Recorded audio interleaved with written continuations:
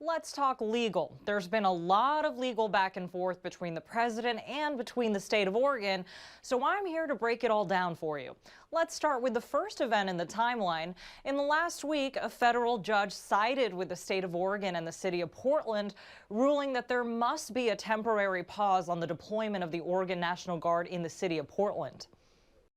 Today's ruling halts what appears to be the president's attempt to normalize the United States military and our cities. As the judge noted in her decision, we provided substantial evidence that the protests at the Portland ICE facility were not significantly violent or disruptive in the days or even the weeks leading up to the president's directive. But then on Sunday, we find out that the president deployed the California National Guard into Oregon. My office has received no official notification or correspondence from the federal government regarding this action by the president. This action appears to be intentional to circumvent yesterday's ruling by a federal judge. This is yet another unnecessary and inflammatory attempt by the president to deploy outside troops in Portland where no intervention is warranted. The president, right now, is persistent on acting like a door-to-door salesman and doesn't understand that when the court says no, the court means no, and that is not an invocation for negotiation. The White House having this to say, quote, President Trump exercised his lawful authority to protect federal assets and personnel in Portland following violent riots and attacks on law enforcement. Continuing, quote, Gavin Newsom should stand on the side of law-abiding citizens instead of violent criminals destroying Portland and cities across the country.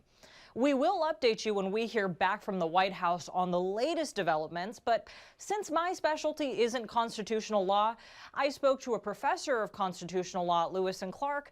I wanted to better understand from an unbiased point of view whether the president's deployment of the Guard was legal. He helped us understand that. Take a listen.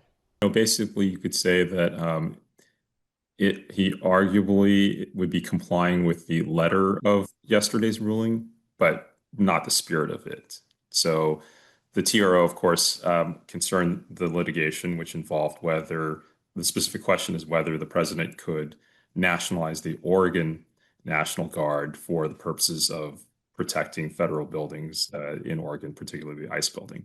So here the president would be able to say, I'm not using the Oregon National Guard, I'm using the California National Guard. So, of course, Oregon Attorney General Dan Rayfield's team filed yet another temporary restraining order. And while that was all happening, the governor of Illinois revealed that the president was deploying the Texas National Guard into Oregon.